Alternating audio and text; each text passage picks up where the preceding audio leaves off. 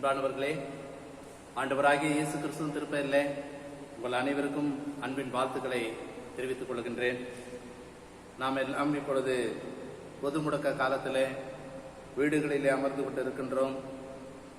கால சூழ்நிலைகள் எல்லாம் மாறிக்கொண்டிருக்கிறது.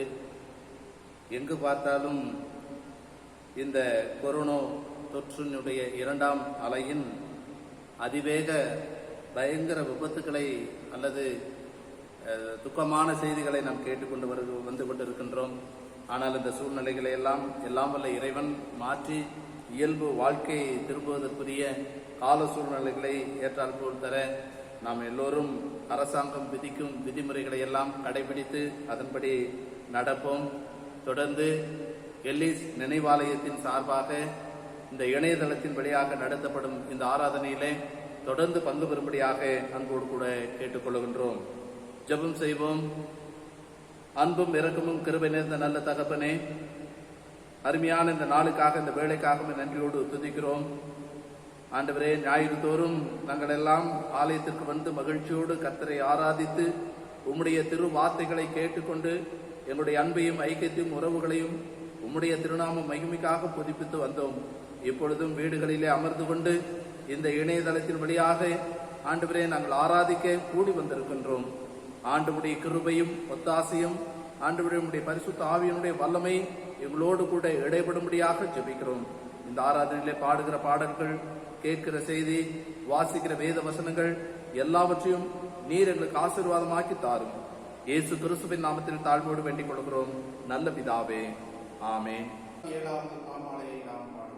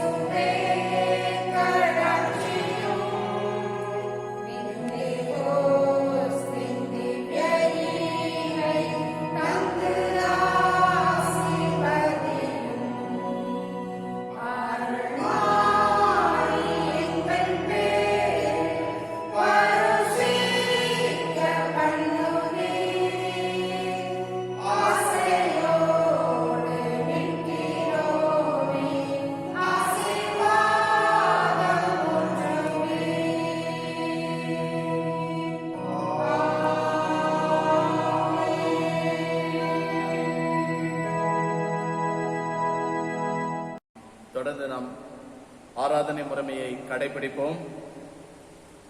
நாம் கடவுளை தொழுவோம். கடவுள் ஆவியாய் இருக்கிறார். அவரை தொழுது கொள்ளுகிறவர்கள் ஆவியோடும் உண்மையோடும் அவரை தொழுது கொள்ள வேண்டும்.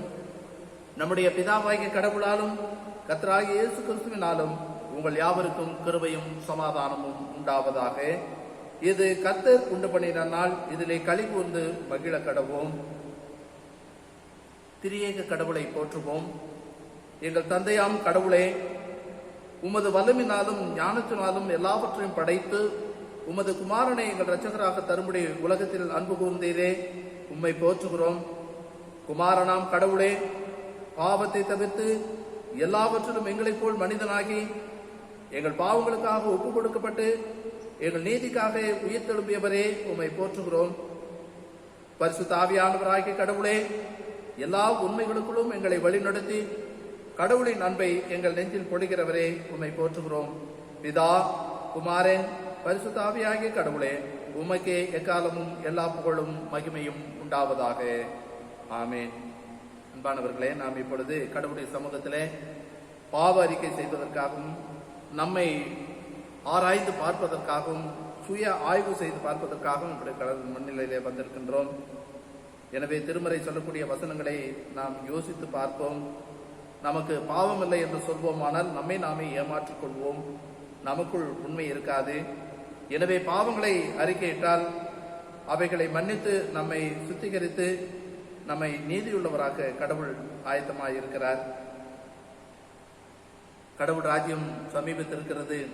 மனம் திரும்பி நற்செய்தியின் மீது நம்பிக்கை வையுங்கள். நாம் இருந்த நிலையிலேயே மௌனமாக பாவம் என்னை தொடர்ந்தாலும் என்ற பாடலை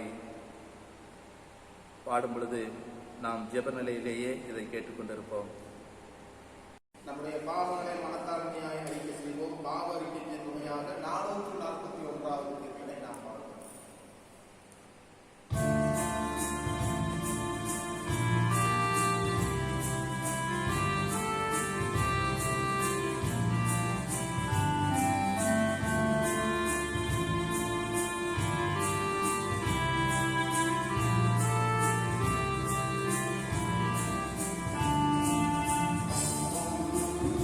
என்னை தொடர்ந்தாலும் இயேசுவே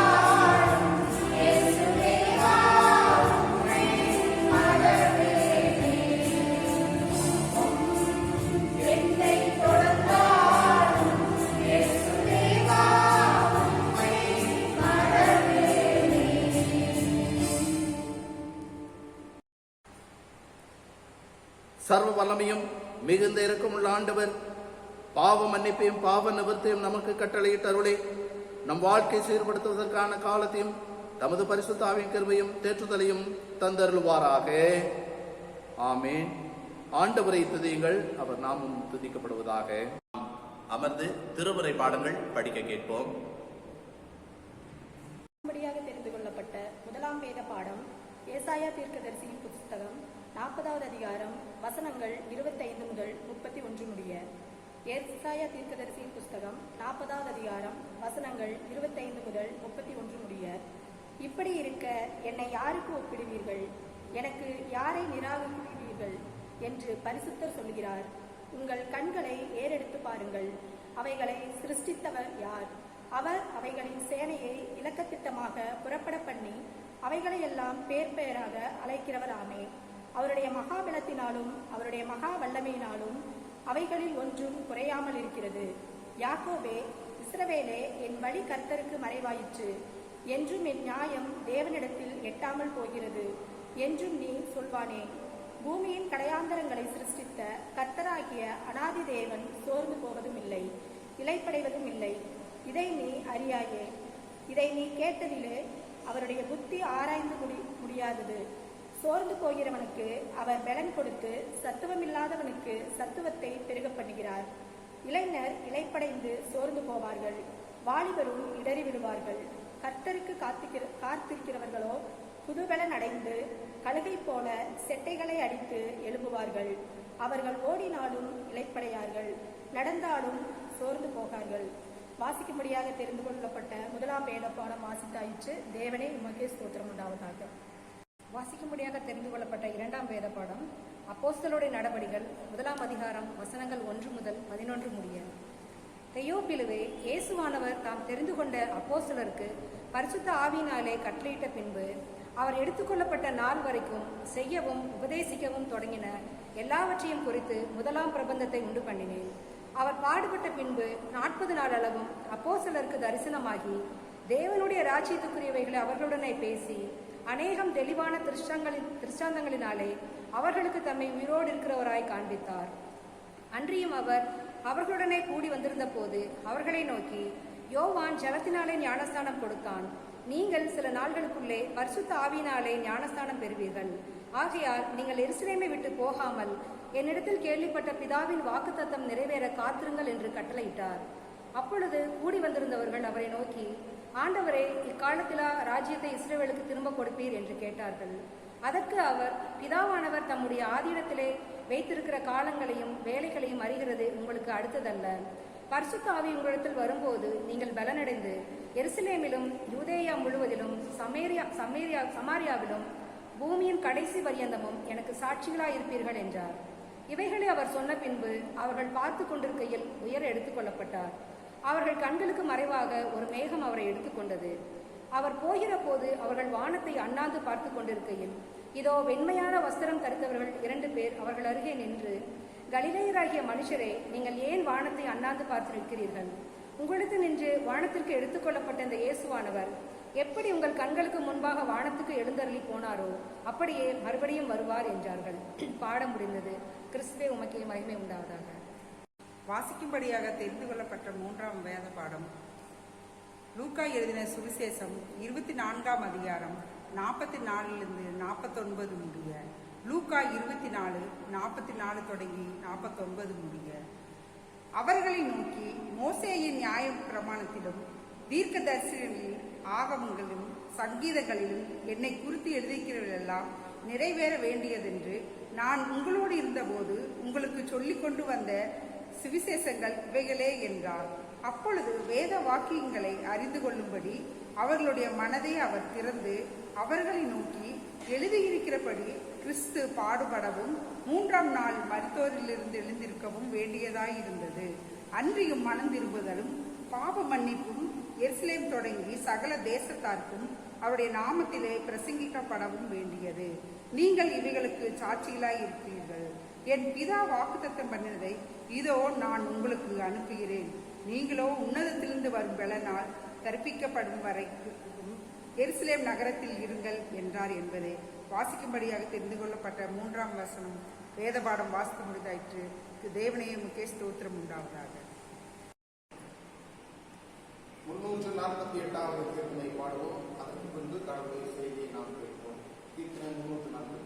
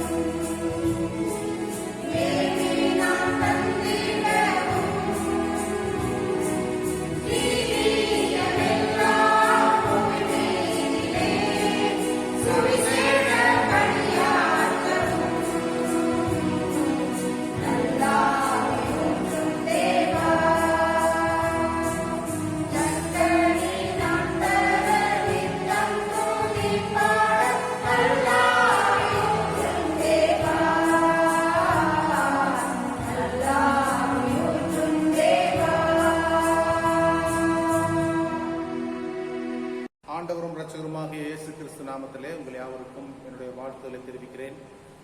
ஜெபம் செய்வோம். பரிசுத்தமும் இரக்கம் நிறைந்த நல்ல ஆண்டவரே, உம்முடைய கிருபைகளுக்காகவும் இரக்கங்களுக்காக நன்றி சொல்கிறோம். உம்முடைய வார்த்தைகளை தியானிப்பதற்கு முன்பாக உம்முடைய திருப்பாதண்டை வருகிறோம். உம்முடைய வார்த்தைகளால் நீர் எங்களை வழிநடத்தவும் எங்களை உமது கிருபையினால் ஆட்கொள்ள வேண்டும் என்று மன்றாடுகிறோம். இயேசுவின் நாமத்தில் ஜெபிக்கிறோம் பிதாவே, ஆமேன். அன்புக்குரியவர்களே, உயிர்த்தெழுந்த திருநாளுக்கு பின்வருகிற 6ஆம் ஞாயிற்றுக்கிழமைக்குரிய இந்த நாளிலே ஆண்டுடைய வார்த்தையை தியானிக்கும்படியாக உங்களோடு இந்த பகுதிகளை நான் வாசிக்க இருக்கிறேன். ஏசாயா தீர்க்கதரிசன புத்தகம் 40ஆம் அதிகாரம் 25 முதல் 31 வரை உள்ள வசனங்களிலே 31வது வசனத்திலே, கர்த்தருக்கு காத்திருக்கிறவர்களோ புதுபலன் அடைந்து கழுகுகளைப் போல செட்டைகளை அடித்து எழும்புவார்கள். அவர்கள் ஓடினாலும் இளைப்படையார்கள், நடந்தாலும் சோர்ந்து போகார்கள். கடவுளை நம்பி இருக்கிற மக்கள் அல்லது கடவுளால் வழி நடத்தப்படுகிற மக்கள் எப்படியெல்லாம் இருப்பார்கள் என்பதை இந்த பகுதி நமக்கு காண்பிக்கிறது. ஒரு தந்தை தன்னுடைய 4 மகன்களை அழைத்து தன்னுடைய கடைசி காலத்திலே அந்த பிள்ளைகளுக்கு ஒரு அறிவுரை கூறினார். இன்னும் சில காலத்திலே நான் மரித்து போகிறேன். எனவே நம்முடைய நிலத்தில் இருக்கிற பெரிய ஒரு பொக்கிஷத்தை, ஒரு தங்க கலசத்தை நீங்கள் எடுத்துக்கொண்டு மகிழ்ச்சியோடு வாழ்வதற்கு உங்களுக்கு நான் கட்டளையிடுகிறேன். அது இப்பொழுது நான் கொடுக்க முடியாது. நான் இறந்த பிறகு நீங்கள் அதை பெற்றுக்கொள்ளலாம். அது வரைக்கும் நீங்கள் காத்திருக்க வேண்டும் என்று சொன்னார். பிள்ளைகளுக்கு ஒரே மகிழ்ச்சி. எப்பொழுது தந்தை மரித்து போவார், நாம் இந்த தங்க காசுகளை எடுத்துக்கொள்ளலாம் என்று அவர் நினைத்துக் கொண்டிருந்தார்கள். காலம் வந்த பொழுது தந்தையார் மரித்து போனார். 4 சகோதரர்களும் தங்களுடைய நிலத்திலே போய் ஆட்களை வைத்து தோண்ட ஆரம்பித்தார்கள். பல இடங்களிலே தோண்டி பார்த்தார்கள். எங்கேயுமே அந்த பொற்காசுகள், அந்த குவியல் கிடைக்கவில்லை. அவர்கள் சோர்ந்து போனவர்களாக காணப்பட்டார்கள். தந்தை பொய் சொல்லிவிட்டார் என்று அவர்கள் மிகுந்த சோர்வோடு இருந்தார்கள். அப்பொழுது அந்த வழியே வந்த ஒரு முதியவர் அவர்களை பார்த்து கேட்டார், ஏன் இப்படி இருக்கிறீர்கள் என்று சொன்ன பொழுது அவர்கள் நடந்த காரியத்தை சொன்னார்கள். அப்பொழுது அந்த பெரியவர் சொன்னார், நீங்கள் இந்த கலசத்தை பெறுவதற்கு இன்னொரு வேலையை நீங்கள் செய்ய வேண்டும். இந்த நிலத்தை பண்படுத்தி அதிலே நீங்கள் விதையுங்கள். உங்களுக்கு ஏற்ற காலத்திலே நல்ல பொற்காசுகள் அல்லது உங்களுக்கு நல்ல பரிசு கிடைக்கும் என்று கூறினார். அதை போலவே அந்த நிலத்தை பண்படுத்தி அதிலே விதைக்க ஆரம்பித்தார்கள். அப்பொழுது அந்த நிலத்திலே நன்றாக விளைந்தது. ஏராளமான பணம் அவர்களுக்கு சேர்ந்தது. அப்பொழுதுதான் அவர்கள் உணர்ந்தார்கள், தன்னுடைய தந்தை தங்களுக்கு சொல்லிக் கொடுத்த காரியத்தை நினைவு கூர்ந்தார்கள். பொறுமையோடு இந்த காரியத்தை செய்ததினாலே அவர்கள் நற்பலனை அடைந்தார்கள். அன்புக்குரியவர்களே, கடவுள் நமக்கு எப்பொழுதும் நன்மையானவைகளை தருவார் என்பதை நாம் புரிந்து கொள்ள அழைக்கப்படுகிறோம். ஏசாயா தீர்க்கதரிசன புத்தகம் 40ஆம் அதிகாரத்திலே 1வது வசனம் இப்படி சொல்லுகிறது, என் ஜனத்தை ஆற்றுங்கள் தேற்றுங்கள். 2வது வசனத்திலே, எருசலேமுடன் பட்சமாய் பேசி அதன் போர் முடிந்தது என்றும் அதன் அக்கிரமம் நிவர்த்தி ஆயிற்று என்றும் அது தன் சகல பாவங்களின் நிமித்தமும் கர்த்தரின் கையில் இரட்டிப்பாய் அடைந்து தீர்ந்தது என்றும் அதற்கு கூறுங்கள் என்று உங்கள் தேவன் சொல்லுகிறார் என்று வார்த்தை சொல்லுகிறார். பாபிலோன் சிறையிருப்பிலிருந்து இஸ்ரவேல் மக்கள் மீண்டு வர வேண்டும் என்று அவர்கள் ரொம்ப நாள், நீண்ட நெடிய நாள் அவர்கள் காத்துக் கொண்டிருந்தார்கள். ஆனால் அது கைகூடி வராமல் போய்விடுமோ என்று சொல்லி அவர்கள் மிகுந்த கவலை அடைந்திருந்தார்கள். ஆனால் கடவுள் நிச்சயமாக அவர்களை விடுதலை செய்வேன் என்று அவர்கள் கூறியிருந்தார். ஆனால் அவர் பேரிலே, கடவுள் பேரிலே நம்பிக்கையற்ற மக்களாக அவர்கள் இருந்தார்கள். எனவே ஆண்டவர் தன்னுடைய தீர்க்கன் மூலமாக இந்த வார்த்தை சொல்கிறார், என் ஜனத்தை ஆற்றுங்கள் தேற்றுங்கள். கர்த்தருடைய கையில் இரட்டிப்பாய் அடைந்து தீர்ந்தது என்றும் உங்கள் கூறுங்கள் என்று சொல்வதாக அங்கே சொல்லப்பட்டிருக்கு. அது மட்டுமல்ல, நீங்கள் கடவுளுக்கு காத்திருக்கிற பொழுது நீங்கள் புதுபலன் அடைந்து கழுகுகளைப் போல செட்டைகளை அடித்து எழும்புவார்கள் என்றெல்லாம் அங்கே சொல்லுகிறார். கடவுளை நம்பி இருக்கிற பொழுது கடவுள் நமக்கு புது பலனையும் புதிய நம்பிக்கையையும் புதிய பாதைகளையும் நமக்கு அமைத்து தருகிறார். கடவுளை நம்பி வாழ நாம் கற்றுக்கொள்ளுகிற பொழுது நாம் எந்த விதத்திலும் விலக்கரித்து போவது கிடையாது. கடவுள் அவிதமாக இஸ்ரவேல் மக்களுக்கு வாக்கு பண்ணினார். ஏற்ற காலத்திலே அவர்களை அடிமைத்தனத்திலிருந்து விடுதலையாக்கி அவர்களை மிக சுகமாக வாழ வைத்தார் என்று திருமறை பகுதிகளிலே நாம் வாசிக்கிறோம். இதை போலவே புதிய ஏற்பாட்டு பகுதிக்கு வருகிற பொழுது லூக்கா எழுதின நற்செய்தி நூல் 24ஆம் அதிகாரத்திலே நாம் வாசிப்போம் என்று சொன்னால், இயேசு கிறிஸ்து மரித்த பின்பு உயிர்த்தெழுந்தார். அவருடைய உயிர்த்தெழுதலை குறித்து சீடர்கள் நம்பிக்கையற்றவர்களாக, அரைகுறையாக நம்பினவர்களாக, சோர்ந்து போனவர்களாக காணப்பட்டார்கள். அநேக இடங்களிலே வாசிக்கிறோம், அவர்கள் நம்பிக்கை இழந்தவர்களாக தங்களுடைய அறைகளிலே இருந்து கொண்டார்கள். நம்பிக்கை இழந்தவர்களாக மீன் பிடிப்பதற்காக சென்றார்கள். நம்பிக்கை இழந்தவர்களாக பேசிக் கொண்டிருந்தார்கள். ஆனால் கடவுள் அவர்களை, ஆண்டவராக இயேசு கிறிஸ்து அவர்களை சந்தித்து அநேக காரியங்களை விளக்கி காண்பித்தார் என்று லூக்கா நற்செய்தி நூல் 24ஆம் அதிகாரத்திலே நாம் அங்கே வாசிக்கிறோம். அதோடு மட்டுமல்ல, இவர்கள் நம்பிக்கை குறைந்தவர்களாக, வலுவிழந்தவர்களாக காணப்பட்டார்கள்.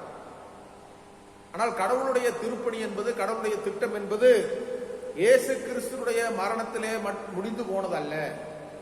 அவர் உயிர்த்தெழுதலிலே ஒரு புதிய தொடக்கத்தை பெற்றிருக்கிறது என்பதையும் நற்செய்தியாளர்கள் நமக்கு சுட்டி காண்பிக்கிறார்கள். எனவே இயேசு கிறிஸ்து தம்முடைய சீடர்களை நோக்கி அவர் கூறுகிற வசனத்தை நாம் பார்ப்போம் என்று சொன்னால், லூக்கா எழுதின நற்செய்தி நூல் 24ஆம் அதிகாரம் 47வது வசனத்திலே, அன்றியும் மனம் திரும்புதலும் பாவ மன்னிப்பும் எருசலேம் தொடங்கி சகல தேசத்தாருக்கும் அவருடைய நாமத்தினாலே பிரசங்கிக்கப்படவும் வேண்டியது. நீங்கள் இவைகளுக்கு சாட்சிகளாக இருக்கிறீர்கள். என் பிதா வாக்குத்தத்தம் பண்ணினதை இதோ நான் உங்களுக்கு அனுப்புகிறேன். நீங்களோ உன்னதத்திலிருந்து வரும் பலனால் தரிப்பிக்கப்படும் வரைக்கும் எருசலேம் நகரத்திலே இருங்கள் என்றார். இந்த காரியத்தை செய்வதற்கு நீங்கள் காத்திருக்க வேண்டும். இதோடு முடிந்து போவதல்ல. சீக்கிரமாக ஏதாவது ஒன்று செய்ய வேண்டும் என்று அவர்கள் துடித்திருப்பார்கள் சீடர்கள்.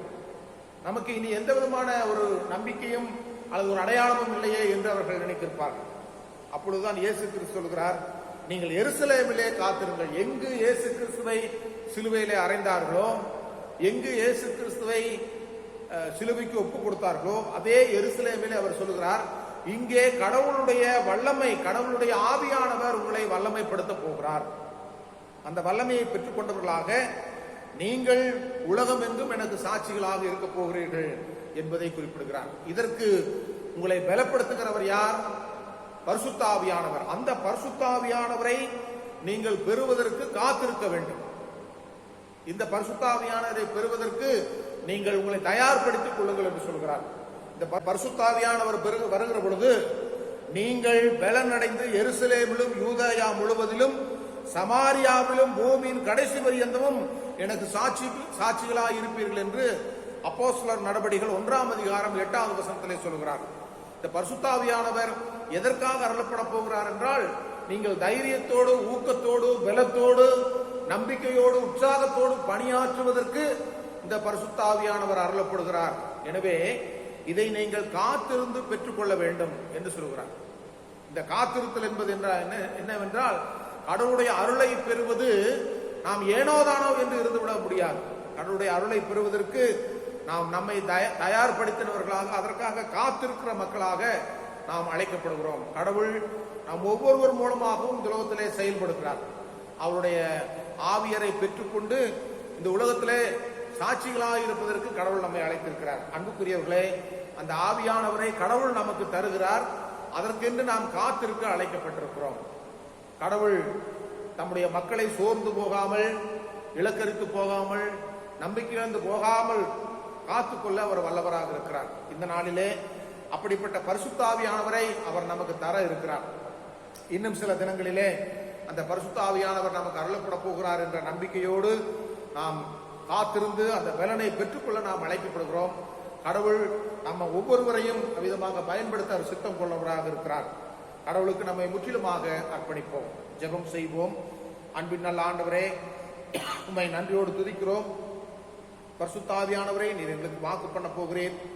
அதற்காக நாங்கள் காத்திருக்கவும், அவராலே நாங்கள் பலனடைவும், தொடர்ந்து உலகத்திலே சாட்சிகளாயிருக்கவும் எங்களுக்கு நீர் அருள் தாரும். எங்கள் ஆண்டவர் இயேசு கிறிஸ்து நாமத்தில் வேண்டுகிறோம் பிதாவே, ஆமீன். நாம் அனைவரும் வீடுகளில் இருக்கின்றோம். எனவே இருந்தவாறே முடிந்தவர்கள் எழுந்து நிற்கலாம். அமைதியாக நாம் நம்முடைய அப்போஸ்தலருடைய விசுவாச பிரமாணத்தை அனைவரும் சேர்ந்து சொல்லுவோம். வானத்தையும் பூமியும் படைத்த சர்வ வல்லமுள்ள பிதாவாகிய கடவுளை விசுவாசிக்கிறேன். அவருடைய ஒரே குமாரனாகிய நம்முடைய நாதர் இயேசு கிறிஸ்துவையும் விசுவாசிக்கிறேன். அவர் பரிசுத்த ஆவியினாலே கன்னிமரி அடுத்தில் உட்பவித்து பிறந்தார். பொந்தியு பிலாத்துவின் காலத்தில் பாடுபட்டு சிலுவையில் அறையுண்டு மரித்து அடக்கம் பண்ணப்பட்டு பாதாளத்தில் இறங்கினார். 3ஆம் நாள் மரித்தோரிலிருந்து எழுந்தருளினார். பரமண்டலத்துக்கு ஏறி சர்வ வல்லமிட்ட பிதாவாகிய கடவுளுடைய வலது பார்த்து வீற்றிருக்கிறார்.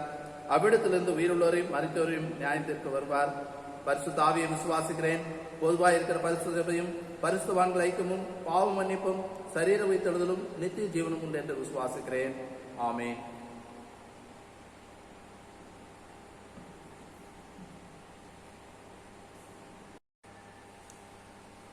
அறிவிப்புகள் வாசிக்க கேட்போம். அறிவிப்புகள். இது பெருந்தொற்று காலம். சபை மக்கள் அனைவரும் பாதுகாப்போடு வீடுகளிலேயே பாதுகாப்பாக இருக்கும்படியாக அன்போடு கூட கேட்டுக்கொள்கிறோம். வெளியில் செல்லுகின்ற பொழுது கண்டிப்பாக முகக்கவசம் அணிந்து செல்லுங்கள். கிருமி நாசினியை கொண்டு கைகளை சுத்தம் செய்து கொள்ளுங்கள். எங்கு சென்றாலும் சமூக இடைவெளி விட்டு அமர்ந்து இருக்கும்படியாகவும் கேட்டுக்கொள்கின்றோம். மீண்டுமாக எல்லிஸ் திருச்சபையின் சார்பாக அனைவருக்கும் அன்பின் வாழ்த்துதலையும் வணக்கத்தையும் தெரிவித்துக் கொள்கின்றோம். உங்களுடைய சந்தா மற்றும் காணிக்கைகளை செலுத்த விரும்பினால் ஆயர், செயலர், பொருளர் தொடர்பு கொண்டு பகல் நேரங்களிலே காலை 10:30 மணிக்கு மேல் ஆலயத்திற்கு வந்தால் எங்களில் யாராவது தொடர்பு கொண்டு உங்களுடைய சந்தா காணிக்கைகளை செலுத்த விரும்புகிறவர்கள் கொடுக்கலாம். அதே சமயத்தில் உறுதிமொழி படிவம் இந்த வாரம்தான் கடைசி நாளாக இருக்கிறது. எனவே இன்னும் கொடுக்காதவர்கள் சீக்கிரத்தில் உறுதிமொழி படிவத்தை இந்த வாரம், அதாவது இன்றைக்கு ஞாயிற்றுக்கிழமை இந்த நாளுக்குள்ளாக நீங்கள் கொடுத்து விடும்படியாக அன்போடு கூட கேட்டுக்கொள்கின்றோம். திருமண ஓலை அறிவிப்பு. நம்முடைய திருச்சபையை சார்ந்த காலம் சென்ற திரு மணி, திருமதி விஜயா என்பவரின் மகன் பிரசன்னகுமார் என்பவரும், வெள்ளகோயில் சேகரம் மேட்டுப்பாளையம் திருச்சபையை சார்ந்த தனபால் என்பவரின் மகள் ஏஞ்சல் என்பவரும் திருமணம் செய்து கொள்ளப் போகிறார்கள் என்பதை தெரிவிக்கிறேன். இவர்களை இந்த திருமணத்தில் இணைக்கக்கூடாதபடி நியாயமான தடையோ காரணமோ இருக்குமானால் அதை சபை குருவானவருக்கு எழுத்து மூலம் தெரிவிக்க வேண்டும். இது இவர்களுக்கு 2ஆம் அறிக்கை. நமது திருச்சபையை சார்ந்த முருகன் சக்தி தேவி என்பவரின் மகன் ஈசாக் என்கின்ற சுப்பிரமணியும், நமது திருமண்டலம் மூலனூர் ஊருநாய்க்கன் வலசு திருச்சபையை சார்ந்த திரு சந்திரன் ஜோதி என்பவரின் மகள் ஜென்சி என்கிற சோபியா, இவர்கள் இருவரும் திருமணம் செய்து கொள்ளப் போகிறார்கள் என்பதை தெரிவிக்கிறேன். இவர்களை இந்த திருமணத்தில் இணைக்கக்கூடாதபடி நியாயமான காரணமோ தடையோ இருப்பின் அதை சபை குருவானவருக்கு எழுத்து மூலம் தெரிவிக்க வேண்டும். இது இவர்களுக்குரிய 1ஆம் அறிக்கை. இந்த மணமக்களுக்காக ஜெபம் செய்வோம். கிருபை நிறைந்த நல்ல ஆண்டவரே, உம்முடைய பிள்ளைகள் திருமண வாழ்விலே இணைய இருக்கிறதான உம்முடைய மக்களுக்காக நாங்கள் வேண்டிக் கொள்கிறோம். பிரசன்னகுமார், ஏஞ்சல் மற்றும் ஈசாக் என்கிற சுப்பமணி, ஜென்சி என்கிற சோபியா இவர்களுக்காக நாங்கள் வேண்டிக் கொள்கிறோம். இந்த திருமண நாளை எதிர்நோக்கி இருக்கிற நம்முடைய மக்களுக்கு வேண்டிய சகல நன்மைகளையும் ஆசீர்வாதங்களையும் தொடர்ந்து தந்து காத்து வழிநடத்தும்படி ஆட்சேபிக்கிறோம். உம்முடைய கிருபைதாமை தாங்கி வழி நடத்தட்டும். எல்லா நிலைகளிலும் பெற்றோர்களுக்கு தேவையான சகல விதமான ஏற்பாடுகளையும் ஆண்டவர் உம்முடைய தூய ஆவியானவராக செய்து கொடுத்தருளும். அதே போல இந்த திருமண வாழ்விலே இணைய இருக்கிற நம்முடைய பிள்ளைகளுக்கு குடும்ப வாழ்வுக்குரிய அனைத்து நன்மைகளையும் ஆசீர்வாதங்களையும் தந்து காத்து வழி நடத்தும். இயேசு கிறிஸ்துவின் நாமத்தில் வேண்டிக் கொள்கிறோம் நல்ல பிதாவே, ஆமென். இந்த வாரம் தங்களுடைய பிறந்த நாள் மற்றும் திருமண நாள் கொண்டாடுகின்றவர்கள் பெயர்களை நான் வாசிக்கின்றேன்.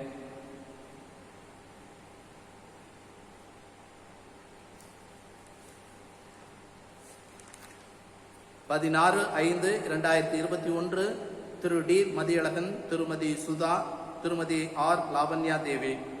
17/5/2021 திரு எஸ் துரையன். 18/5/2021 திரு சி பிராங்க்லின். 19/5/2021 திருமதி டி கிரேஸ் குணவதி நேசமணி, திருமதி D Susheela. 20/5/2021 Mr P Rajasekaran, Mr Anand Prakash. 21ஆம் தேதி Mrs Jo Christy John, Mr Sham Abhishek, Mrs D Suganthirani Sugumari. 22ஆம் தேதி Mrs Manjula Baby, Mrs Anitha Pauline, Miss R Hilda Ranjani, Mr A Rajasekar. திருமண நாள் கொண்டாடுகின்றவர்கள் 16/5/2021 Mr Vijayanand, Mrs Kavitha Margaret, Reverend D பால்ரத்னம், Mrs Nirmala Devi. 17/5/2021 Mr Benny Benjamin, Mrs Malathi, Mr James Ravikumar, Mrs G Jeeva Alexandria, Mr Srikamani Stephen, Mrs J Vasanthakumari. 18/5/2021 Mr Soundarapandian, Mrs Ruby Glory, Mr Amaladas, Mrs Nesamani, Mr J John Wesley, Mrs J Kalaiselvi. 19ஆம் தேதி Mr Jayakumar, Mrs N Indirani, Mr R Jayapal, Mrs J Flora Stellabai. 20ஆம் தேதி Mr P Jayaseelan, Mrs Shanthi. 22ஆம் தேதி Mr. S.P. Suresh, Mrs. R. Anuradha, Mr. Samuel John, Mrs. Vanitha Samuel, Mr. Sellakumar, Mrs. Jacinda Cecily, Mr. Armanayagam, Mrs. Rukmani. பிறந்த நாள் கொண்டாடுகிறவன் மற்றும் திருமண நாள் கொண்டாடுகிறவர்களை எங்களுடைய எல்லைஸ் திருச்சபையின் சார்பாக அன்போடு கூட வாழ்த்துகிறோம். ஜெபம் செய்வோம். கிருபை நிறைந்த நல்ல ஆண்டவரே, பிறந்த நாள் மற்றும் திருமண நாள் கொண்டாடுகிற ஒருவருக்காக நாங்கள் வேண்டிக் கொள்கிறோம். இந்த நாளிலும் ஆண்டவரே, இந்த பெயர்கள் வாசித்த நம்முடைய மக்களுக்காக நாங்கள் நன்றி சொல்கிறோம். தங்களுடைய வாழ்க்கையிலே அநேக நன்மைகளையும் ஆசீர்வாதங்களையும் பெற்றுக்கொண்டு உமக்கு சாட்சியுள்ள பிள்ளைகளாக வாழ நீர் உதவி செய்யும். உம்முடைய அன்பின் திருநாமம் மாத்திரம் மகிமைப்படட்டும், ஆசீர்வதியும்.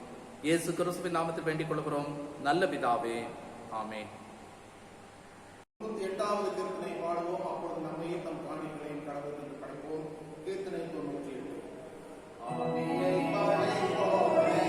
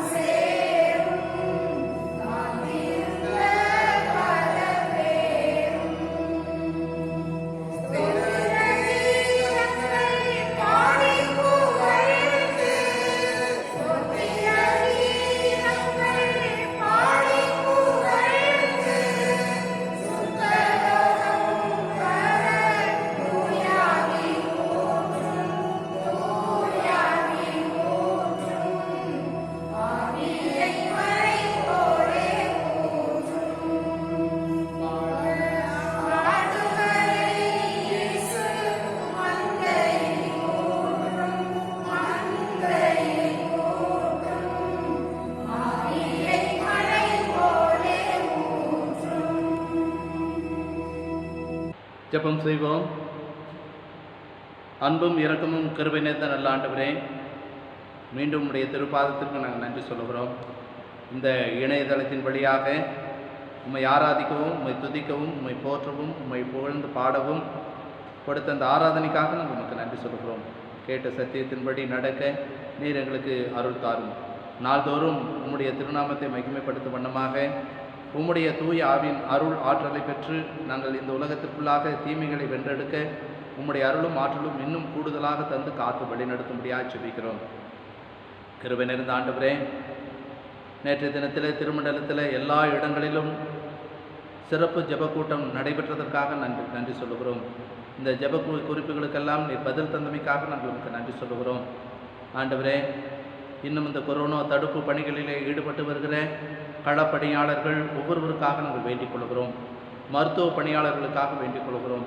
சுகாதார பணியாளர்களுக்காக வேண்டிக் கொள்கிறோம். மருத்துவ துறையிலே பணியாற்றுகிற மருத்துவமனைகளிலே அடிப்படை பணிகளை செய்து வருகிற நம்முடைய மக்கள் அவர்களுக்கெல்லாம் நீர் பாதுகாப்பை தரும்படியாக ஜெபிக்கிறோம். நல்ல சூழ்நிலைகளை உருவாக்கும்படியாக ஜெபிக்கிறோம். பெருகி வரும் இந்த கொரோனா தொற்றினுடைய 2ஆம் அலை சீக்கிரத்திலே ஒரு முடிவுக்கு வரவும் ஆண்டவரே, மீண்டும் இந்த சூழ்நிலைகள் எல்லாம் மாற்றப்பட்டு மக்களுடைய வாழ்வு இயல்பு நிலைக்கு திரும்பவும் இடத்துல நாங்கள் வேண்டிக் கொள்கிறோம். உம்முடைய கிருபையும் உம்முடைய ஆசீர்வாதமும் ஆண்டவரே எங்கள் மக்கள் எல்லோருக்கும் கிடைக்கப்பெற இடத்துல வேண்டிக் கொள்கிறோம். ஆண்டவரே, எங்களுடைய திருச்சபை மக்கள் ஒவ்வொருவருடைய தேவைகளுக்காக நாங்கள் வேண்டிக் கொள்கிறோம். ஆண்டவரே, எங்களுடைய தமிழ்நாட்டில் ஆளப்போகிற ஆண்டவரை ஆண்டு கொண்டிருக்கிற நம்முடைய முதல்வர் மற்றும் அமைச்சர் பெருமக்கள் புதிய ஆட்சிக்காக இடத்துல வேண்டிக் கொள்கிறோம். எல்லாரும் தங்களுடைய மனசாட்சியின்படி சுத்த இறுதியத்தோடும் நல் மனசாட்சியோடும் பணிகளை செய்ய நீர் கிருபை செய்யும்படியாக ஜெபிக்கிறோம். இன்னுமாக எங்களுடைய திருமண்டலத்திற்காக, பேராயருக்காக ஆண்டவரே, தென்னிந்திய திருச்சபை மற்றும் பிரதம பேராயர், உதவி பிரதம பேராயர் மற்றும் அனைத்து ஊழியர்களுக்காக நாங்கள் வேண்டிக் கொள்கிறோம். அனைத்து தேவைகளுக்காக நாங்கள் வேண்டிக் கொள்கிறோம். இந்தியாவில் நடைபெற்று வருகிற அனைத்து ஊழியர்களுக்காக வேண்டிக் கொள்கிறோம். எங்களுடைய திருமண்டலத்துக்கு உட்பட்ட பச்சைமலை ஊழியங்கள், சிறுவர் ஊழியம் மற்றும் ஆண்டவரே விடுமுறை வேதாகம பள்ளி இணையதளத்தின் வழியாக நடந்து வருகிற ஒவ்வொரு துறைகளுக்காக நாங்கள் வேண்டிக் கொள்கிறோம். எல்லா நிலைகளிலும் எல்லா பணிகளும் சிறப்புடன் நடைபெற்று ஆண்டவரே இந்த ஆண்டு ஒரு சிறப்பான நாளுக்காக அமைய நீர் உதவி செய்யும்படியாக ஜெபிக்கிறோம். பல்வேறு நிலைகளிலே எங்களுடைய திருச்சபையினுடைய தேவைகள் ஒவ்வொன்றுக்காக நாங்கள் வேண்டிக் கொள்கிறோம். குறிப்பாக எங்களுடைய குருமனை கட்டுமான பணிகளுக்காக வேண்டிக் கொள்கிறோம். ஆண்டவரே, எங்களுடைய திருச்சபையினுடைய ஆண்டவரே பல்வேறு நிலைகளிலே தேவைகளோடு காத்திருக்கிற ஆண்டவரே திருமணத்திற்காக காத்திருக்கிற மக்கள், ஆண்டவரே பிள்ளை பேற்றுக்காக காத்திருக்கிற மக்கள், வேலை வாய்ப்புக்காக காத்திருக்கிற மக்கள், படிக்கிற பிள்ளைகள், கல்லூரியில் படிக்கிற மக்கள், ஆண்டவரே பள்ளியில் படிக்கிற மக்கள், ஆண்டவரே படிப்புகளே மறந்து போன சூழ்நிலையில் இருக்கிற இந்த மக்களுக்கெல்லாம் ஆண்டவரே ஒரு நல்ல தைரியத்தையும் ஒரு எதிர்கால நம்பிக்கையும் நேர் தரும்படியாக வேண்டிக் கொள்கிறோம். கர்த்தருடைய கிருபை தாமே தாங்கி வழி நடத்தி ஆசீர்வதிக்க வேண்டும் என்று எங்கள் ஆண்டவரும் அருமை இரட்சகருமாகிய இயேசு கிறிஸ்துவின் நாமத்தில் வேண்டிக் கொள்கிறோம். நல்ல பிதாவே, ஆமென். நாம் அனைவரும் சேர்ந்து ஆண்டவர் கற்றுத் தந்த ஜெபத்தை சேர்ந்து சொல்லுவோம். பரமண்டலம் இருக்கிற எங்கள் பிதாவே, உம்முடைய நாமம் பரிசுத்தப்படுவதாக, உம்முடைய ராஜ்யம் வருவதாக, உம்முடைய சுத்தம் பரமண்டலத்தில் செய்யப்படுவது போல பூமியிலே செய்யப்படுவதாக. எங்களுக்கு வேண்டிய ஆகாரத்தை எங்களுக்கு என்று தாரும். எங்களுக்கு விரோதமாய் குற்றம் செய்கிறவர்களுக்கு நாங்கள் மன்னிக்கிறது போல எங்கள் குற்றங்களை எங்களுக்கு மன்னியும். எங்களை சோதனைக்கு பிரவேசிக்க பண்ணாமல் தீமைகளை ரட்சித்துக் கொள்ளும். ராஜ்யமும் வல்லமையும் மகிமையும் என்றென்றைக்கும் உடையவைகளே. ஆமென். நம்முடைய ஆண்டவராகிய இயேசு கிறிஸ்துவின் கிருபையும் பிதாவாகிய கடவுளின் அன்பும் பரிசுத்த ஆவியின் ஐக்கியமும் நம் அனைவரோடும் சதா